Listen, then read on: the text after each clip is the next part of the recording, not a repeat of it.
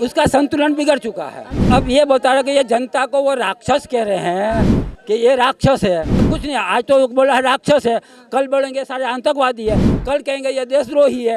उसका तो एक ही बात है कि ये अब उसका संतुलन बिगड़ चुका है। संकल्प पत्र में लिखा हुआ था सबसे पहले तो राम मंदिर काम करके दिया, 370 का धारा हटवा दे, अब आएगा समान नागरिकता, वो भी बिल आ जाएगा। अगर ये प्रधानमंत्री घोषित कर देवे कमलनाथ को, एमपी वाला, क्यों उसने ये बोल दिया है कि यहाँ 42% हिंदू है तो ये हिंदू राष्ट्रीय रहेगा, तो उसको 10-20 सीट और बढ़ जाएगी। जैसे नरेंद्र मोदी 35 सालों के राजनीति में आया हुआ है, एक बार घर नहीं गया वो आदमी, 35 साल से घर नहीं गया वो आदमी। सोच लो वो आदमी में कितना, वो देश के लिए मर रहा है, देश के लिए जी रहा है। जी हाँ। क्या सोचते हैं आप मोदी जी के बारे में? 2024 में चुनाव जीत पाएंगे? बिल्कुल जीत पाएंगे। 400 पार। अच्छा, कल मोदी जी ने कहा है कि अगले 15 अगस्त को हम दोबारा यहीं से तिरंगा लहराएंगे, लेकिन विपक्ष पार्टियां कह रही है कि हाँ तिरंगा लहराएंगे जरूर, लेकिन अपने घर से लहराएंगे। नहीं, विपक्ष की थोड़ी ये बोल रहे हैं, थोड़ी गलती हो गई है। वो ये कह रहे हैं कि मोदी जी तो लाल किले पे झंडा फहराएंगे और विपक्ष वाले हैं वो जेल में से फहराएंगे, बस इतना ही फर्क है। हाँ, वो उसका ठिकाना जेल है और इसका ठिकाना लाल किला है ही वो तो। लेकिन अभी तो विपक्ष पूरी तैयारियों में जुटा है कि 2024 में मोदी जी को सत्ता में आने ही नहीं देंगे। उसका संतुलन बिगड़ चुका है। अच्छा। अब ये बता रहे कि ये जनता को वो राक्षस कह रहे हैं कि ये राक्षस है, बीजेपी को वोट देने वाला, बीजेपी को समर्थन करने वाला।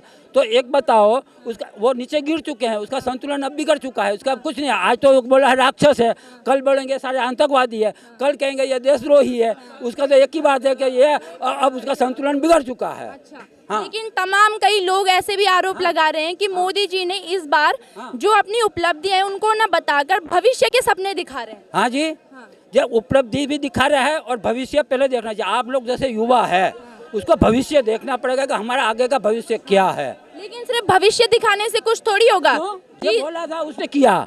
उसने जो इसका जो संकल्प पत्र में लिखा हुआ था सबसे पहले तो राम मंदिर काम करके दिया, 370 का धारा हटवा दे, अब आएगा समान नागरिकता, वो भी बिल आ जाएगा 24 तारीख से। लेकिन बेरोजगारी और बेरोजगारी के लिए आपको मैं बता रहा हूँ कि पहले 2013-14 में ये कोई डीसी और कलेक्टर नहीं थे, तभी भी यही रोटी खा रहे हैं मजदूरी करके, आज भी मजदूरी करके खा रहे हैं।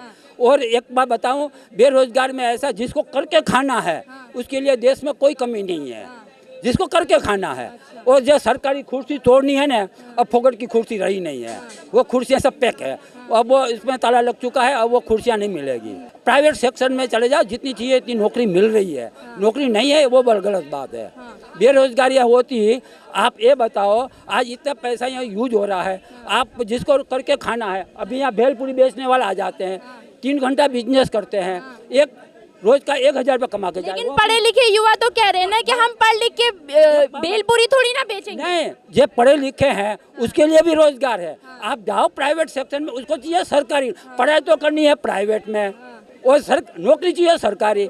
मेरे जैसे तुम्हारी जैसी एक लड़की है, वो लड़की ने आज दिन तक प्राइवेट में पढ़ाई की और नौकरी लग गई प्राइवेट में। अब वो रोज मुझे कहते हैं कि पापा मेरी सरकारी नौकरी लो। जब तू पढ़ाई करी तूने प्राइवेट में की, अब नौकरी चाहिए तेरे को सरकारी स्कूल में, कहाँ से मिलेगी भाई? ऐसे नहीं मिलती है। तो मतलब ये बात आपके घर पे भी लागू होती है? नहीं, मेरे घर पे भी लागू, सब जगह लागू है। ऐसा नहीं है कि ये अगर एक हम बात करेंगे, एक बताओ, एक मोदी और योगी, मैं दोनों की बात बता रहा हूँ, मैं दूसरे की बात नहीं बताता हूँ कि बीजेपी में सारे दूध में धोए हुए हैं, वो भी गलत है। और ये कहे कि कांग्रेस में सारे बुरे हैं तो भी गलत है। हम सबको बुरा नहीं कह सकते। लाल बहादुर शास्त्री कौन था? कांग्रेसी था, और आज भी लोग इसको आसमान तक छू रहे हैं उसकी कामयाब। और वल्लभ भाई पटेल कौन था? कांग्रेसी था। पीवी नरसिंह राव कौन था? कांग्रेसी था। महान विद्वान था वो पीवी नरसिंह राव, 13 भाषा का ज्ञान था हिंदुस्तानी का, और उसकी दुर्दशा क्या की थी कांग्रेस ने, ये भी लोगों को पता है। तो ये है कि ये है जागीरदारी, ये गांधी की जागीरदारी कांग्रेस है, गांधी की जागीरदारी है। और सपा की जागीरदारी मुलायम सिंह की, और तृणमूल कांग्रेस की जागीरदारी किसकी? उसकी ममता बनर्जी की। और आ जाओ आप आरजेडी की जागीरदारी किसकी? तो लालू प्रसाद की। फिर आ जाओ आरएलडी, उसकी जागीरदारी कौन थे? अजीत सिंह की। ये सारी जागीरदार, एक चुने में पार्टी 4 है। अच्छा, विपक्ष में कोई आपने बोला ना कि सारे तो बुरे नहीं है, तो कोई एक ऐसा ऑप्शन आप बता सकते हैं जो मोदी जी को टक्कर दे सके? मोदी जी को टक्कर नहीं दे सकते, लेकिन अगर कांग्रेस वाला मेरी बात मान जावे, मेरी कहने से, तो उसकी 10-20 सीट बढ़ जाएगी। अच्छा जैसे कि अशोक गहलोत को प्रधानमंत्री घोषित कर देवे, अच्छा राजस्थान का मुख्यमंत्री, ये भी नहीं, तो उसकी आज जितनी 52 सीट है ना, तो 62 हो जाएगी। लेकिन आप कह रहे हैं कि अशोक गहलोत को प्रधानमंत्री का चेहरा बनाने की बात आप कह रहे हैं। आगे और बता रहा हूँ ना, अगर ये प्रधानमंत्री घोषित कर देवे कमलनाथ को, MP वाला, क्यों उसने ये बोल दिया है कि यहाँ 42% हिंदू है, तो ये हिंदू राष्ट्रीय रहेगा, तो उसको 10-20 सीट और बढ़ जाएगी।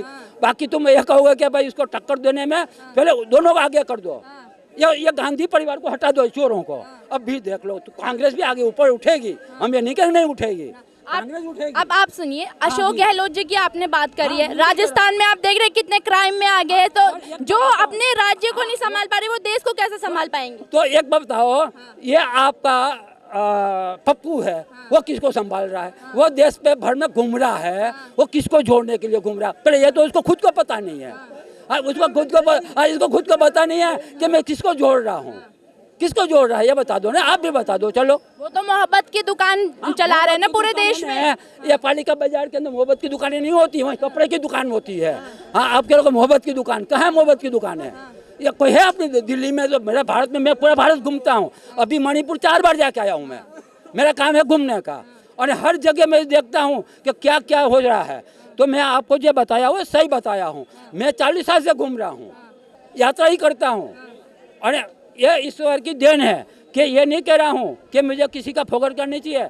मैं चाहूँ ना मेरी लड़की को अभी मैं स्कूल में लगवा दूँ, सरकारी स्कूल में, लेकिन मैं नहीं लगवाऊँ। जैसे नरेंद्र मोदी 35 साल हो गया राजनीति में आया हुआ है, एक बार घर नहीं गया वो आदमी, 35 साल से घर नहीं गया वो आदमी। सोच लो वो आदमी में कितना, वो देश के लिए मर रहा है ना, देश के लिए जी रहा है। नहीं तो मैं, वो बोल रहा है कि हम घर क्यों नहीं जाता हूँ। मैंने पूछा उसको, एक महंगाई है, वो बीजेपी वालों को या मोदी को करनी चाहिए, बाकी कोई महंगाई नहीं है, महंगाई एक ही चीज़ है। अच्छा, मेरा आपसे एक प्रश्न है। हाँ, बिल्कुल प्रश्न। आपको लगता है कि बीजेपी की सरकार हिंदुत्व की बात करती है? भाई एक बात बता रहा हूँ, हिंदू है ना, वो सब ऐसा है कि यहाँ 82% पहले तो इसने गलती की। मेरा सीधा सा सवाल है आपसे। तो आज दिग्विजय सिंह ने बोला है कि हिंदू राष्ट्र की बात करती है, हिंदू यहाँ पर है, लेकिन पहले जो हिंदू राष्ट्र की बात करता है, तो उसको अपने को देखना चाहिए कि मैं संविधान में मतलब किस पद पे हूँ। तो वो मैं जवाब दे रहा हूँ ना, सबका जवाब मेरे पास मिलेगा, अनुभवी आदमी हूँ। एक बात बताओ, जब देश का टुकड़ा हुआ था, वो पाकिस्तान वो भारत का टुकड़ा है कि दूसरा है? जब धर्म के नाते दोनों को टुकड़ा किया कि भाई ये मुसलमानों को वो टुकड़ा दे दो, तो फिर अगर मान लो वो टुकड़े में तो आप इस्लामी देश घोषित किया, तो फिर ये तो हिंदू रहना चाहिए ना।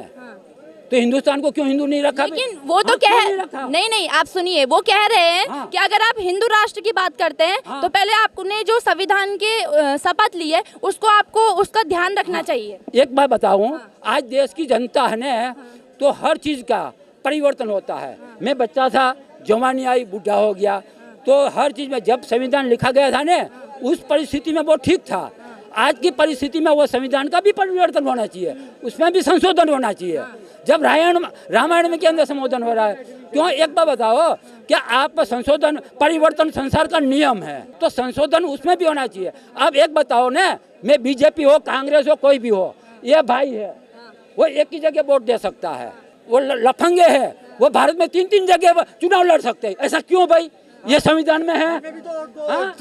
अगर कोई नेता दो जगह से खड़ा होता है तो आम जनता को भी 2 जगह वोट देने का अधिकार होना चाहिए। अभी मैं और बताऊंगा। हाँ, वो बताएंगे, चाहे बताएंगे। उसके बाद आप ये बताओ, आप अभी इसमें फौज में भर्ती होना है, फौज में भर्ती होने के लिए लिखा पढ़ी वाला काम है, उसके लिए 100 मीटर की दौड़ लगाना जरूरी है, और लूला लंगड़ा है उसका मिनिस्टर बनता है। ये कौन सी बात आ गई? हाँ, ये भी आप सोचने की बात है। और एक बैंक में नौकरी करने जाएगा तो उसके अंदर ये बीकॉम चाहिए, वो चाहिए, ये चाहिए। वित्त मंत्री अनपढ़ बनते हैं, तो वो कहाँ से आ जावे भाई? तो ये भी संशोधन की जरूरत है अपने उसके अंदर, संविधान में भी। अब अनपढ़ तो मोदी जी को भी बोला जा रहा है। अब बोलेगा नहीं लोग बाग। अगर एक बार बताऊं, अनुभव कोई चीज होती है। हमारे बुजुर्ग थे बिल्कुल अनपढ़ थे, हम इससे कुछ ज्यादा पढ़ लिखे हुए, हमारे बच्चे और ज्यादा पढ़ लिखे हुए, तो क्या है कि वो पढ़े लिखे हुए सब बुद्धिजीवी होते, वो भी बेवकूफ होते। आप मानते हो कि राहुल गांधी है पप्पू, हाँ वो पढ़ा लिखा है तो पप्पू है, किस काम का? हाँ नहीं, हिंदी की बात छोड़ो, उसको गार्डन जिसको बोलेगा ना तू उसके ऊपर जनवे पहन लेना तो जनवे पहन लेगा, उसको ये कोई बोलेगा तू अब टोपी पहन ले तो टोपी पहन लेगा। अगर उसको जैसा कोई ऐसा गार्डन बताएगा वही करेगा। तो वो पप्पू क्यों लोगों ने, जनता ने रखा? कोई दूसरे ने, वो जैसा हमारा बच्चा है छोटा, उसको जैसे पढ़ाएंगे वही बोलेगा, तो उसी तरीके उसका वो हालत है, वो उसको कुछ अक्ल नहीं है।